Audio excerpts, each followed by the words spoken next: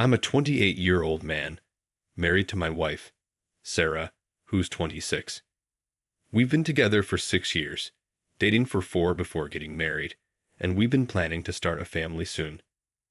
My relationship with my mother, who's 52, has always been complicated.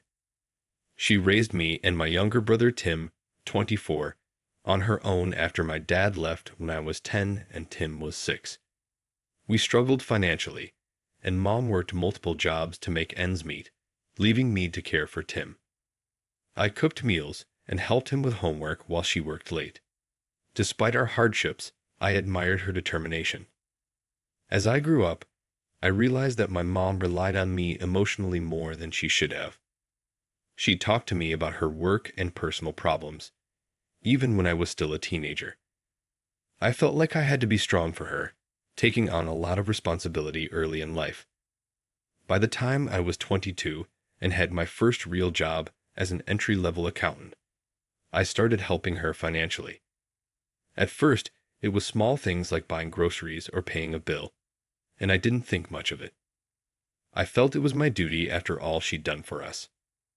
When I met Sarah at 24, she worked as a nurse, and we clicked immediately. As we got serious, Sarah noticed how much I was helping my mom and expressed concern. She worried I was enabling my mom's dependence, but I dismissed it at the time, thinking Sarah didn't understand the situation. Over the next few years, as Sarah and I got engaged and married, my financial support for my mom increased.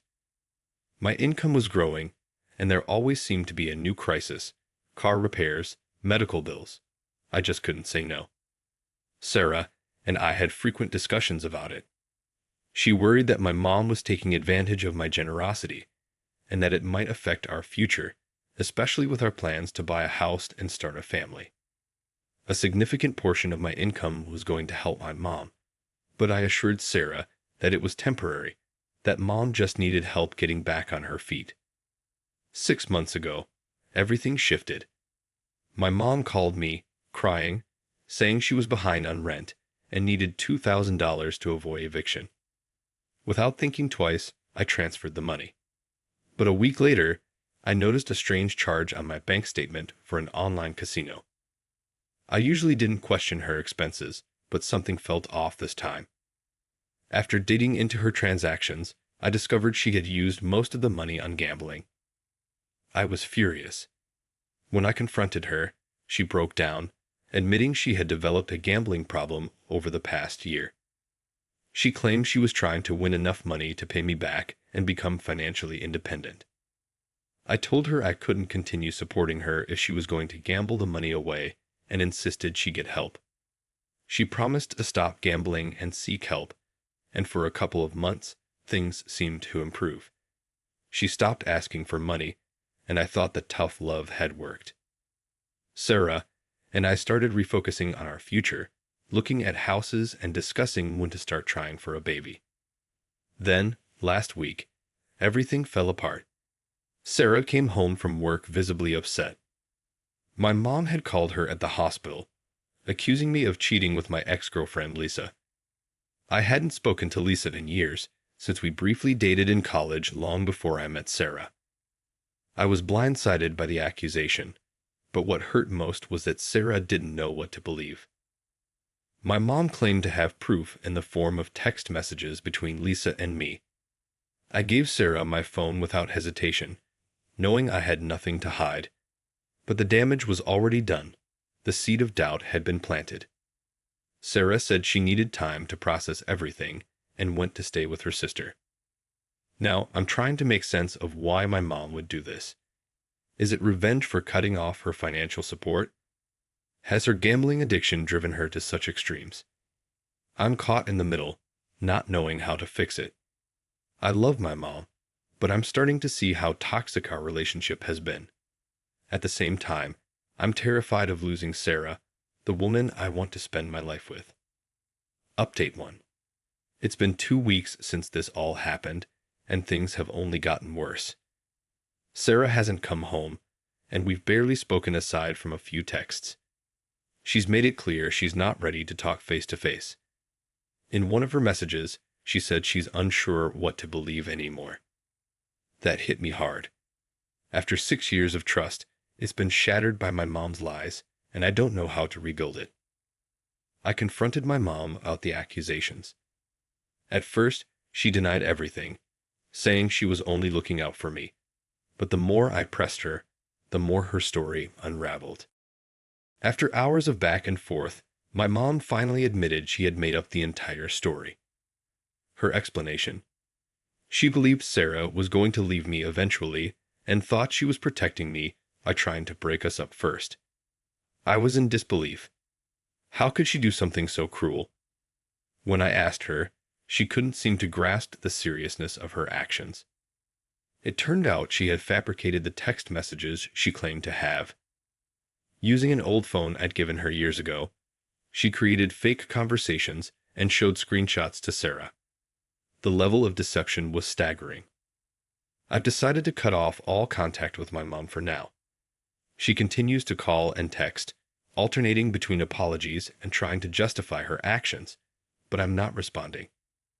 I need to focus on saving my relationship with Sarah.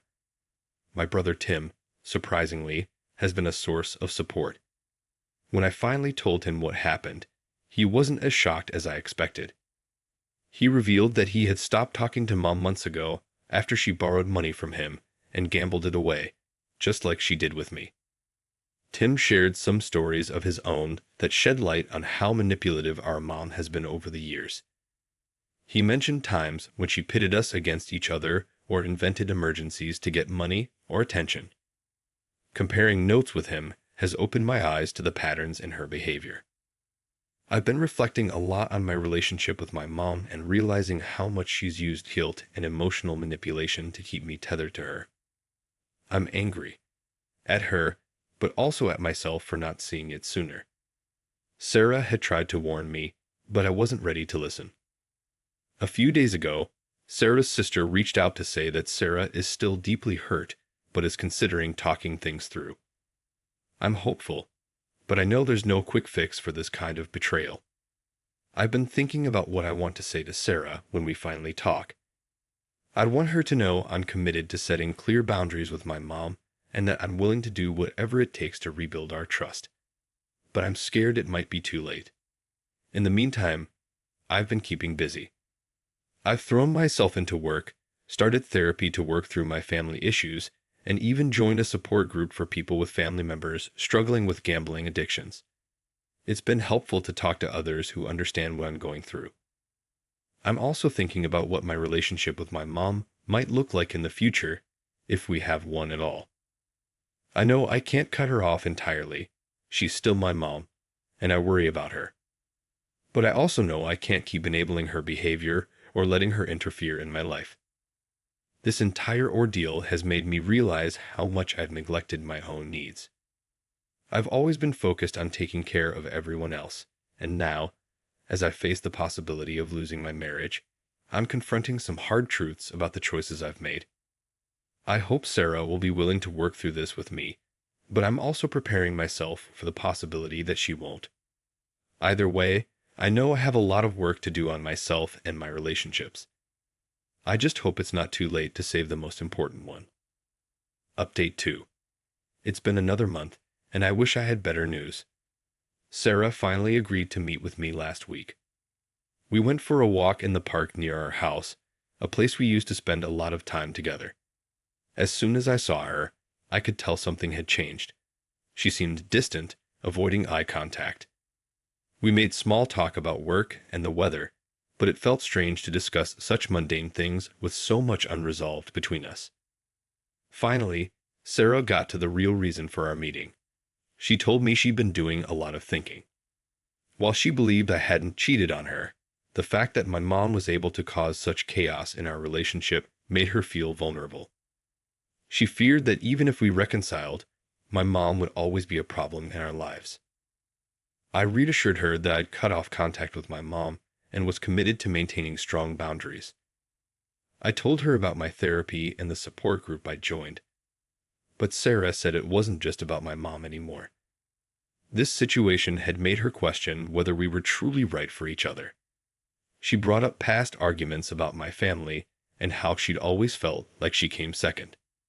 She said she still loved me, but she wasn't sure if love was enough to overcome all the issues we faced. Hearing Sarah say these things was incredibly painful. I wanted to argue, to tell her we could work through anything together, but I could see in her eyes that she had already made up her mind. Sarah suggested we take some time apart to think about what we truly want. She proposed a trial separation of 3 months. During this time, we would live separately and limit our contact. At the end of the 3 months, we would reassess and decide whether to work on our relationship or end it for good. I agreed to the separation, even though it was the last thing I wanted. It felt like I was losing my best friend and partner, but I knew that pushing Sarah to stay would only make things worse. We spent the next hour discussing the logistics. She would continue staying with her sister while I stayed in our apartment. We worked out how to manage our shared finances and agreed only to contact each other if absolutely necessary. As we said goodbye, Sarah hesitated, squeezed my hand, and told me she was sorry it had come to this. It took every ounce of strength not to break down right there. Since that meeting, I've been trying to focus on myself. I've continued therapy and picked up new hobbies to keep my mind occupied. I joined a local hiking group and have been spending more time outdoors, which has helped clear my head. Meanwhile, dealing with the fallout from cutting off contact with my mom has been another challenge. She's been spreading lies to family and friends, claiming Sarah left me because she couldn't handle our family. It's frustrating, but I'm trying to stay above it and not engage. Tim has kept me updated on our mom's situation, and apparently, she's still gambling and asking other family members for money. It's hard to hear, but it reassures me that setting boundaries was the right decision.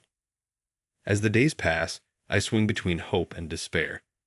Part of me believes this time apart will help Sarah see that we can overcome this obstacle together. But another part of me is terrified that she'll realize she's happier without me. For now, all I can do is focus on becoming a better version of myself. Whether Sarah and I end up together or not, I need to address my own issues and learn to set healthier boundaries. It's a tough journey, but I'm committed to seeing it through. Update 3. It's been 3 months since my last update, and I'm writing this with a heavy heart. Sarah and I are officially separated. After the trial separation, we met to discuss our future, and it became clear that the trust between us had been irreparably damaged. We tried couples counseling for a few sessions, hoping a professional could help us work through our issues. We talked about the impact my mom's actions had on our relationship, but we also uncovered deeper problems that we had been ignoring. Sarah shared that she had always felt like she was competing with my family for my attention and loyalty. Even before the incident with my mom, she had been unhappy with how much of our resources, both financial and emotional, were being directed towards my family. I realized I had been so focused on trying to take care of everyone else that I had neglected my relationship with Sarah. I thought I was doing the right thing by helping my family, but now I see that it came at the cost of my marriage. After much discussion and soul-searching, we both agreed that the best thing for us was to go our separate ways. It was an incredibly difficult decision, but we both felt it was necessary for our individual growth and happiness. We've begun the process of dividing our assets and working out the logistics of our separation. It's been challenging, but we're trying to keep things amicable. We've agreed to minimal contact for now to give each other space to heal. As for my mom, I still haven't spoken to her since everything happened. Tim keeps me updated, and it seems she still doesn't grasp the gravity of what she did. She's convinced herself that I'll eventually forgive her and that things will return to normal. But I don't see that happening anytime soon. In the meantime, I've been focusing on rebuilding my life. I moved into a new apartment and am establishing new routines. Therapy is helping me work through my family issues, and I'm learning to set healthier boundaries. Work has been a welcome distraction, and I've taken on new projects at the accounting firm that keep me busy. I've also reconnected with friends I had neglected during my marriage. This journey has been full of ups and downs. Some days I feel optimistic about the future and excited about the possibilities ahead. Other days, The loneliness and regret hit hard, and I find myself missing Sarah and the life we had planned together. But I'm taking it one day at a time and focusing on personal growth. I don't know what the future holds, but I do know that I'm done letting other people's problems control my life. It's a painful lesson, but one I needed to learn. For now, I'm working on finding a balance between supporting my family and taking care of myself. It's not easy, but I'm committed to creating a healthier, more fulfilling life.